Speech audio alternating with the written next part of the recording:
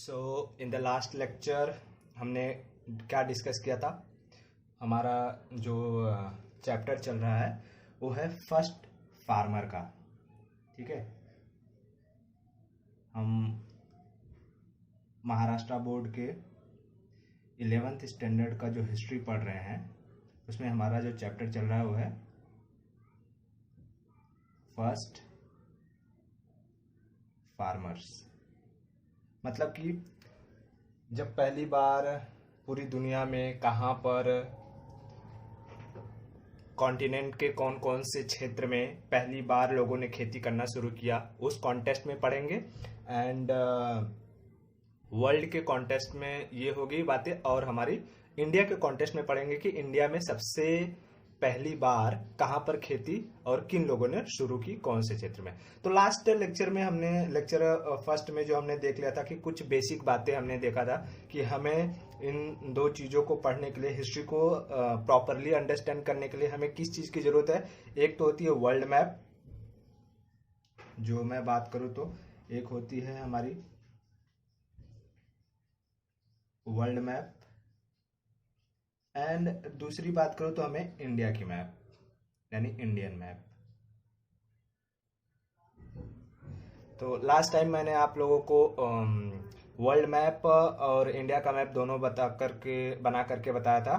जो इस लेक्चर में जो हमें ज़रूरी है वो हमें वर्ल्ड मैप और इंडिया मैप दोनों ज़रूरी है। तो पहले मैं उसके लिए क्या करता हूँ कि एक वर्ल्ड मैप को बना देता हूँ, क्योंकि हमें अमेरिका से, north America, south America continent से कुछ लेना देना नहीं है। हमें सिर्फ अफ्रीकन कॉन्टिनेंट और एशियन कॉन्टिनेंट से लेना देना है। तो मैं सिर्फ उसी का ही मैप बनाऊंगा और इंडिया का मैप जब भी जरूरत पड़ेगी मैं बना करके आपको दिखाऊंगा। तो सबसे पहले हम वर्ल्ड मैप को बना लेते हैं। तो चलिए देखिए, जैसे मैंने बताया था कि ये क्या होता है, आपका 0 डिग्री होता है। मैप बनाने का सबसे बेहतरीन तरीका है कि पहले आप जो कि ये लैटिट्यूड्स बना ले। ये 0 डिग्री होता है, और ये जो होता है ये 23.5 डिग्री नॉर्थ होता है, और ये क्या होता है 23.5 डिग्री साउथ होता है।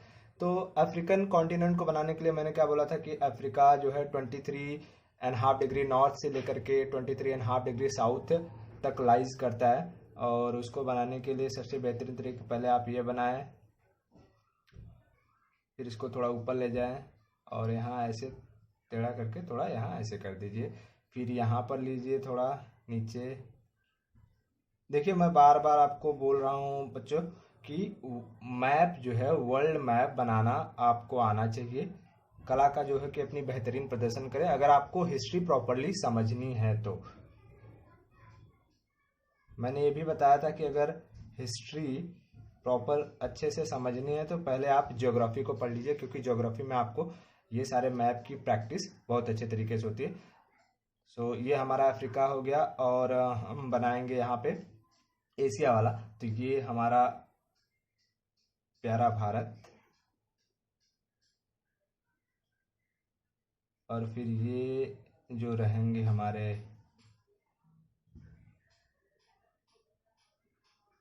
अदर जो आइलैंड कंट्रीज या भारत से लगे हुए जो उसके आस पड़ोस के देश हैं। फिर इसके बाद हम जो पार्ट बनाएंगे ये हो जाएगा हमारा चाइना वाला पार्ट,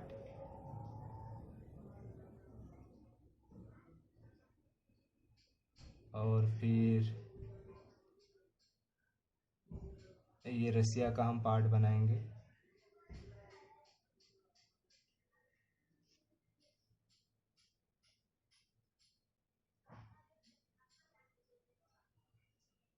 देखिए, इसको बनाने के लिए आपको कई बार प्रैक्टिस करनी पड़ेगी।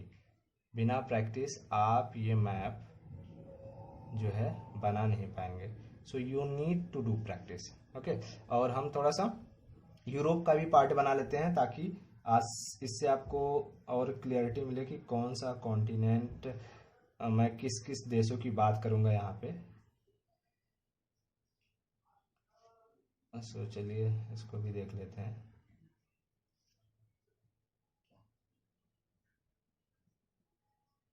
ये थोड़ा सा मिस्टेक हो गया। ये यहाँ से ये है हमारा कैस्पियन सी, ये ब्लैक सी रहेगा। उसके बाद यहाँ हम बात करेंगे तो ये हमारा ग्रीस हो जाएगा, और फिर ये Italy,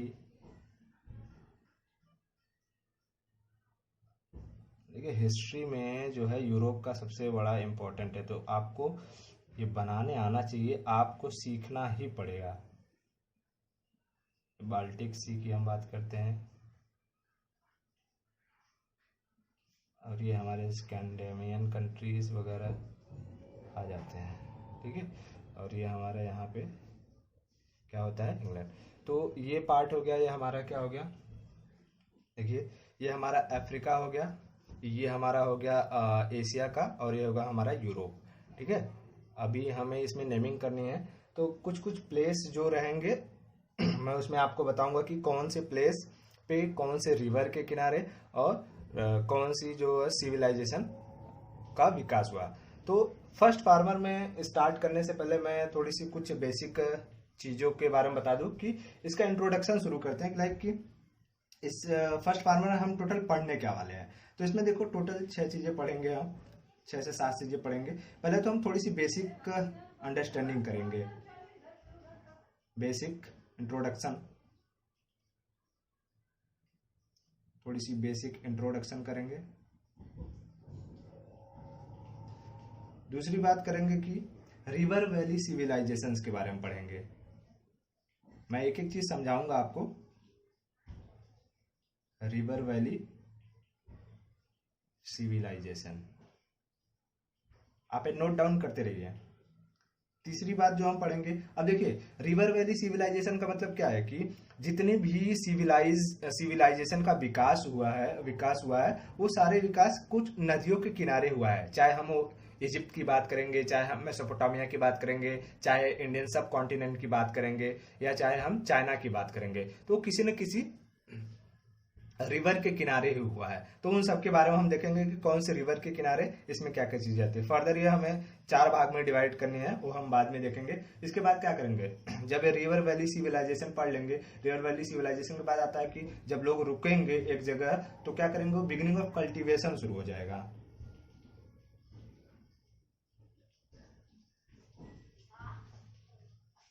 beginning of cultivation, cultivation मतलब क्या, खेती की शुरुआत होगी। और इसमें हम क्या देखेंगे, एग्रीकल्चरल प्रोडक्शन होगा, एग्रीकल्चरल प्रोडक्शन होगा। अब देखिए उस समय इंडस्ट्रियलाइजेशन तो था नहीं कि जो इंडस्ट्री क्रिएट होगी, तो सबसे पहले लोग खेती करेंगे, तो एग्रीकल्चरल प्रोडक्शन की बात करेंगे। आज जब एग्रीकल्चर प्रोडक्शन हम ये सारी चीजें हम किस लेवल पे करेंगे, वर्ल्ड लेवल पे करेंगे। वर्ल्ड लेवल पर एक बार ये सब चीजें खत्म हो जाएंगी, उसके बाद हम क्या देखेंगे कि first farmers in India,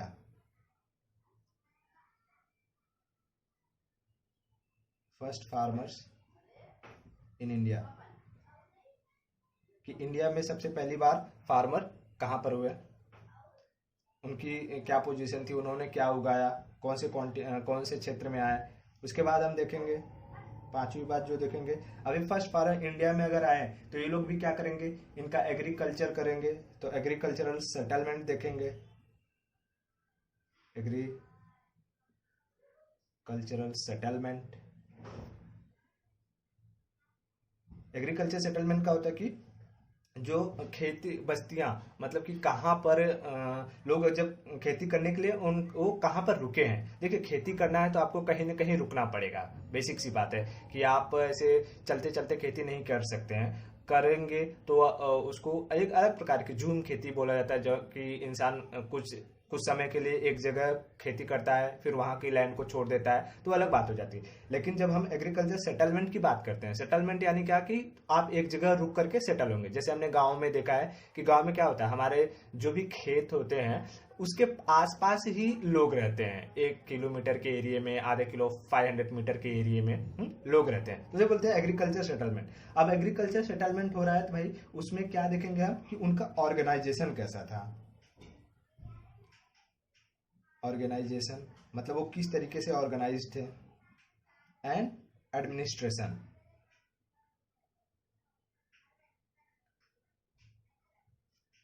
administration. देखिए ये इंडिया के कॉन्टेक्स्ट में बात हो रही है, ठीक है। ऑर्गेनाइजेशन एंड एडमिनिस्ट्रेशन की बात करेंगे।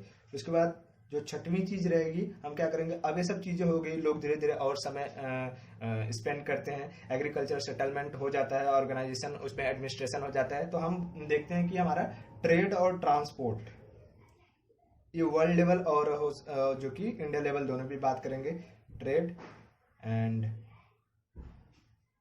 ट्रांसपोर्ट की बात करेंगे। और ट्रेड एंड ट्रांसपोर्ट जब शुरू हो जाता है तो जाहिर सी बात है क्या हो जाएगा, हमारी जो कि बिगिनिंग ऑफ अर्बनाइजेशन हो जाएगा, बिगिनिंग ऑफ अर्बनाइजेशन। ठीक है, तो ये बेसिक सी बात है जो कि हम ये 7 पॉइंट डिस्कस करेंगे। आप ये 7 पॉइंट नोट डाउन करना चाहते हो तो नोट डाउन कर लीजिए। ठीक है, चलिए मैं थोड़ी सी स्पेस बनाता हूं और मैं बेसिक इंट्रोडक्शन जो है अपना, बेसिक इंट्रोडक्शन से शुरू करके रिवर वैली सिविलाइजेशन कोशिश करूंगा कि ये खत्म हो जाए। So let's start. थोड़ी सी स्पेस बना लेता हूं पहले।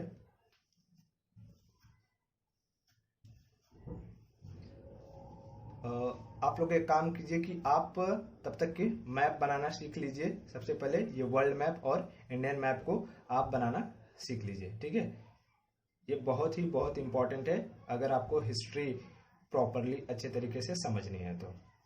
चलिए, अब अगर बेसिक चीजों में बात करूंगा तो कुछ टर्मिनोलॉजी है, कुछ टर्मिनोलॉजी है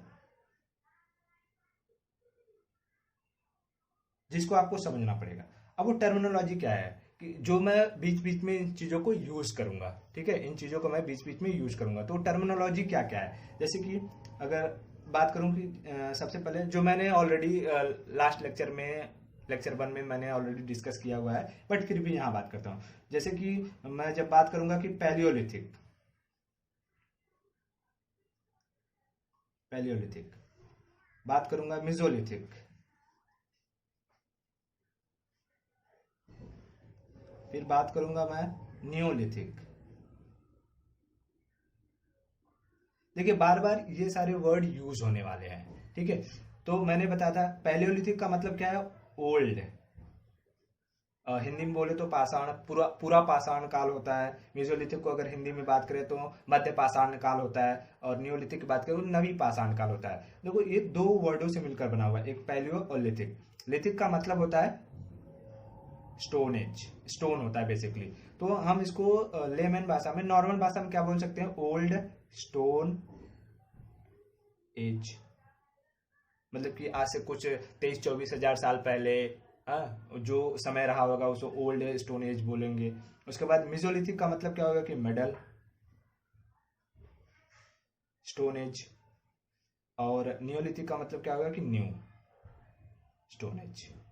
ठीक है, ये टर्मिनोलॉजी बार बार याद करेंगे, ये हम बार बार यूज करेंगे। तो आप ये जो कि कुछ वर्ड है जो हमेशा आपको याद रखने चाहिए कि इनका मतलब आपको पता होना चाहिए कि ये क्या मतलब है, क्या बोला जा रहा है। ठीक है, सो अब इंट्रोडक्शन के कुछ एक फन फैक्ट आपको बता दूं कि देखो ऐसा नहीं है कि खेती, मोस्टली जो बोला जाता है कि जो एग्रीकल्चर स्टार्ट हुआ वो प्रॉपरली एग्रीकल्चर इस न्यूलिथिक एज में, यानी कि ओल्ड स्टोन एज में, सॉरी न्यू स्टोन एज में प्रॉपरली तरीके से स्टार्ट हुआ। लेकिन इसका मतलब ये नहीं कि पैलियोलिथिक एज और मेसोलिथिक एज में कोई भी खेती नहीं होती थी, नहीं। खेती पैलियोलिथिक एज में भी होती थी, पैलियोलिथिक टाइम पीरियड में भी होती थी, मेसोलिथिक टाइम पीरियड में भी होती थी, और नियोलिथिक टाइम पीरियड में होती थी। बट प्रॉब्लम क्या है कि पैलियोलिथिक टाइम पीरियड में लोग कुछ कुछ जो कि कुछ कुछ खेती करते थे, वो एक जगह सेटल नहीं होते थे। कहीं यहाँ खेती किया, कहीं वहां खेती किया, कहीं इस एरिया में खेती कर लिया तो कभी यहाँ से मूव करके यहाँ चले गए, कहीं यहाँ चले गए। हाँ, अलग अलग जगह वो घूमा करते थे। लेकिन जब नियोलिथिक की बात आई तो नियोलिथिक में क्या हुआ कि खेती का एक नया रूप देखने को मिला कि लोग प्रॉपरली एक जगह रुक करके खेती, और उसके साथ साथ जो पत्थर थे, पत्थरों के आकार का प्रॉपरली यूज करना भी ये टाइम पीरियड के साथ इवॉल्व हुआ। पैलियोलिथिक में लोग पहले आड़े टेढ़े पत्थरों का यूज क्या करते थे, उसे नुकीला नहीं बना, साफ नहीं बनाया करते थे। लेकिन अब जब मेसोलिथिक और नियोलिथिक की जब हम बात करेंगे तो उसमें जो है प्रॉपरली लोग पत्थरों को नुकीला बनाने लगे, और उसका बोलते हैं कि जो गाड़ी होती है, गाड़ी उसके लिए पहिए का यूज करने लगे धीरे धीरे। तो देखेंगे कि कैसे कैसे चीजों का इवॉल्वमेंट हुआ है। ठीक है। तो सबसे पहले हम एक आपको एक फन फैक्ट मतलब कि एक एविडेंस बताता हूँ कि पैलियोलिथिक की बात बताता हूँ। पैलियोलिथिक में क्या था कि एक यूनिवर्सिटी है, ये फन फैक्ट की तरह समझ लो ये है, ठीक है। जैसा मैंने बताया था कि हम बीच बीच में फन फैक्ट की भी बातें करेंगे, तो ये फन फैक्ट की तरफ ये बात को समझ लो। आपको ये याद रखने की जरूरत नहीं है, बट आप इंफॉर्मेशन के लिए ऐसे समझिए कि पैलियोलिथिक एज में एविडेंसेस कहाँ कहाँ पर मिलते हैं, आर्कियोलॉजिकल जो एविडेंसेस हैं वो कहाँ कहाँ पर मिले हैं। तो एक है करके बार, वो दारू वाला बार नहीं रे बाबा, हाँ, बार एलन यूनिवर्सिटी है। अब आप पूछोगे सर ये यूनिवर्सिटी कहाँ है, तो भैया ये यूनिवर्सिटी जो है वो इजराइल में है, ठीक है, ये इजराइल में है। सर स्पेलिंग थोड़ी सी गड़बड़ हो गई, यहाँ RAEL, ये इजराइल में है। अब जब मैं बोलूँ इजराइल, तो जाहिर सी बात है आपको पता होना चाहिए कि ये इजराइल ये वर्ल्ड मैप में कहाँ पर है, ठीक है, ये इजराइल ये वर्ल्ड मैप में कहाँ पर है। तो देखो ये इजराइल बेसिकली मैं आपको बताता हूँ कि देखो ये जो पार्ट है ये हमारा क्या है, ये हमारा पार्ट, जैसे कि इसकी बात करूं, ये क्या बताया कि ये जो है ये पार्ट बेसिकली कैसे दिखाऊं आपको, ये हमारा सऊदी अरेबिया का, और सऊदी अरेबिया से लगा हुआ जस्ट जब ये पार्ट देखो ना, ये पार्ट क्या है, इसको कहाँ लिखूं मैं, क्योंकि हमें ये इजिप्ट का पार्ट भी चाहिए रहेगा, तो मैं यहाँ लिखता हूँ आपको, ये पार्ट मैं बाद में फिर से बना दूंगा। ये हमारा क्या है, इजराइल, ठीक है, ये पार्ट याद रखो, ये पार्ट ये इजराइल है। तो यहाँ पर इजराइल में कुछ जो कि आज से एविडेंसेस मिले, जैसे कि वो एविडेंस कहाँ पर मिला है, अब देखो जितने भी एविडेंसेस मिले हैं, पैलियोलिथिक का हो गया, मेसोलिथिक का हो गया, नियोलिथिक, वो किसी न किसी रिवर के किनारे हुए। तो यहाँ पर ना एक आर्कियोलॉजिकल साइट है, बार एलन यूनिवर्सिटी, कहाँ पर, इजराइल में। इजराइल कहाँ पर है, मैंने वर्ल्ड मैप पे दिखाया, ये इजिप्ट से जस्ट ऊपर जाओगे, इजिप्ट से लगा हुआ, और ये है तुम्हारा सऊदी अरेबिया, तो यहाँ लगा हुआ। ये एक्चुअली ये मेडिटेरियन सी है, तो मैं आपको दिखा देता हूँ कि ये जो सारे ये है ना, ये समुंदर है, इसको बोलते हैं मेडिटेरियन सी, ठीक है। और ये जो है ये तुम्हारा कैस्पियन सी है, और इसको ब्लैक सी बोलते हैं, ये पार्ट को ब्लैक सी बोलते हैं। तो ये यहीं पे लगा हुआ ये इजराइल है, ठीक है। तो इजराइल में एक आर्कोलॉजिकल साइट है, आर्कोलॉजिकल साइट का क्या नाम है, एक क्या है कि हमारा जो बात करते हैं कि आर्कियोलॉजिकल साइट है, बेसिकली एक आर्कियोलॉजिकल साइट है, क्या नाम है, ओहालो, ठीक है, ओहालो एक आर्कियोलॉजिकल साइट है, ओहालो। अब भाई नाम है तो नाम है, हिंदी इंग्लिश दोनों में ओहालो एक प्लेस का नाम है बेसिकली। और ये ओहालो जो है इजराइल में ही एक रिवर बहती है। इजराइल के अगर आप साउथ में जाओगे, मतलब यहाँ पे देखो नॉर्थ साउथ आप कैसे डिसाइड करोगे कि जैसे ये होता है हमारा, तो ये क्या होता है, ये नॉर्थ होता है, ये साउथ होता है, तो नॉर्थ में जाओगे, सॉरी ईस्ट होता है, वेस्ट है, तो आप नॉर्थ में जाओगे तो नॉर्थ में आपको एक रिवर मिलेगी, उस रिवर का नाम है गैलीली रिवर, ठीक है। तो इस रिवर के किनारे वहां के जो बार एलन यूनिवर्सिटी के जो साइंटिस्ट थे, उनको ना 23,000 year BCE, before common era, evidences मिले हैं।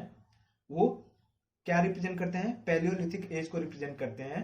और वहां पर उन्हें क्या क्या मिली है चीजें, कि खेती के बेसिकली एग्रीकल्चरल एविडेंसेस मिले हैं, एग्रीकल्चरल एविडेंस मिले हैं। वहां पर उनको क्या क्या मिला है कि पाया गया कि वो इन एग्रीकल्चरल एविडेंसेस में जो लोग थे वो खेती किया करते थे, और खेती में वो क्या उगाया करते थे, देखो ये बार्ली जो है ना, ये बार्ली जो है, अगर मैं आपको बात करूं कि बार्ली के साथ साथ और क्या चीजें होती हैं, एक मैं आपको बात करता हूं, जैसे ये बार्ली, सॉरी थोड़ा सा मिस्टेक हुआ, ये देखो है बार्ली, ये बार्ली क्या है, तो जौ होता है, हिंदी में इसको हम क्या बोलते हैं, जौ बोलते हैं। तो ये बार्ली एक मेन इंग्रेडिएंट समझ लो कि लोगों ने सबसे पहले जब खेती स्टार्ट करे तो बार्ली ही उगाना शुरू किया। बार्ली के साथ साथ उन्हें कुछ वीट्स वीड्स की अगर बात करूं, वीड्स यानी कि कुछ जंगली घास के सीड्स मिले, ठीक है, कुछ जंगली घास के सीड्स मिले, बार्ली के कुछ सीड्स मिले, और वैसे कुछ फ्रूट्स के कुछ सीड्स मिले उनको। ये भी चीजें वहां पर इन सब चीजों के साथ साथ एक और चीज मिली थी जो कि ग्राइंडिंग स्टोन्स, ग्राइंडिंग स्टोन्स भी देखने को मिला था। मतलब कि उनका क्या मानना था, ये सारे एविडेंसेस से उनको क्या पता लगा, सारे एविडेंसेस से, कि वहां के जो लोग थे वो सिर्फ खेती ही नहीं किया करते थे, फल फ्रूट्स वगैरह ही नहीं उगा करते थे, उसके साथ साथ वो खाना पकाने से पहले उन्हें क्या करते थे, ग्राइंड किया करते थे, यानी छोटे छोटे टुकड़ों में तोड़ा करते थे, उसके बाद वो खाना पकाया करते थे। तो ये ऐसे याद रखो, ये 23,000 साल पहले कहां पर मिला है, ओहालो। ओहालो क्या है, एक आर्कोलॉजिकल साइट है। कहां पर है, इजराइल में। किस यूनिवर्सिटी के साइंटिस्ट ने इसे खोज करके निकाला हो, बार एलन यूनिवर्सिटी के साइंटिस्ट। और ये बार एलन यूनिवर्सिटी कहाँ है, ये इजराइल में है, ओहालो है। अब जैसे ये प्लेस है, ये प्लेस पैलियोलिथिक आर्कोलॉजिकल साइट है, याद रखो पैलियोलिथिक आर्कोलॉजिकल साइट है। और ये किस रिवर के किनारे पाया गया है, ये गैलिली रिवर के किनारे पाया गया। गैलिली रिवर कहां पर है, ऑफ कोर्स जो कि इजराइल है। इजराइल के आप नॉर्थ में जाओगे, इजराइल के, अगर ये इजराइल है, इजराइल के नॉर्थ में जाओगे तो आपको ये रिवर मिलेगी, ठीक है। ये छोटी सी बेसिक सी बात थी जो मैंने आपको बताई। अब चलिए थोड़ी आगे बढ़ते हैं और कुछ और इम्पोर्टेंट बातें करते हैं। एक और इम्पोर्टेंट बात जाननी आपको जरूरी है कि जो सबसे पहला किसने स्टोन, जो पत्थरों का बात करते हैं ना, कि पत्थरों का टूल्स सबसे पहले कौन से लोगों ने बनाया होगा। तो एक चीज और याद रखो, एक चीज और आप याद रखो, होमो हैबिलिस। होमो हैबिलिस ये क्या है, ये मनुष्यों की, ह्यूमन की एक स्पीसीज है। मान लो ह्यूमन की एक प्रजाति है, मनुष्य की एक प्रजाति है, जिन्होंने क्या किया कि सबसे पहले फर्स्ट टाइम ये क्या बनाया, इन लोगों ने स्टोन टूल्स का यूज किया, स्टोन टूल्स का यूज किया था, ये होमो हैबिलिस थे। अब देखो स्टोन टूल्स का यूज किया इन द सेंस क्या, ये स्टोन टूल्स का यूज किस लिए करते थे, स्टोन टूल्स का यूज किस लिए करेंगे, जाहिर सी बात है, जैसे कि कोई एनिमल है, उसको क्या करने के लिए, उसको मारने के लिए, ठीक है, एनिमल को मारने के लिए बेसिकली समझ लो कोई डेड एनिमल है, अगर उसको वो किसी तरीके से मर गया है, डेड एनिमल है, तो उसके जो हड्डियां होती है, बोन्स से उसके मीट को अलग करने के लिए, बोन्स को ब्रेक करने के लिए, ठीक है, वगैरह, ये सारी चीजों के लिए वो क्या करते थे, ये स्टोन टूल्स का यूज किया करते थे। और पत्थरों से ही, जैसे मान लो ये पत्थर है, ठीक है, और ये दूसरा पत्थर है, इस एक पत्थर को इस पत्थर पर स्ट्राइक करवा करके, मतलब कि इस पत्थर से मार करके इस पत्थर को शेपिंग देना, मतलब कि मान लो इसको जब तोड़ा गया तो इसका क्या शेप हो गया, कुछ ऐसा शेप हो गया, ठीक है, इस पत्थरों को शेपिंग देना, ये सबसे पहले इन्हीं लोगों ने स्टार्ट किया। और ये काम करना जो है इनका फर्स्ट स्टेप माना जाता है, कहां पर, जो कि हमारे in the field of technology के फील्ड में अगर बात करें तो स्टोन टेक्नोलॉजी, हाँ,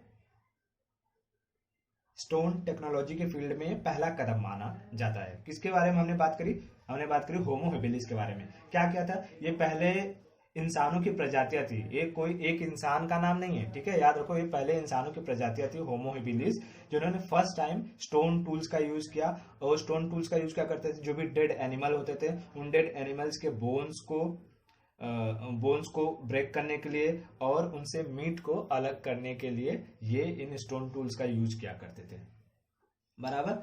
उसके बाद देखो उन्होंने क्या किया कि पत्थरों का यूज करके उसको शेपिंग देने का प्रचलन स्टार्ट किया, और इसे ही स्टोन टेक्नोलॉजी की तरफ उनका पहला कदम माना जाता है, ठीक है। तो ये एक छोटी सी बात मैंने आपको बताई। अब हम आगे चलते हैं अपने फर्स्ट, ये इंट्रोडक्शन समझ लीजिए, हमारा इंट्रोडक्शन का पार्ट खत्म हो गया। जो मैंने आपको बताया था ना,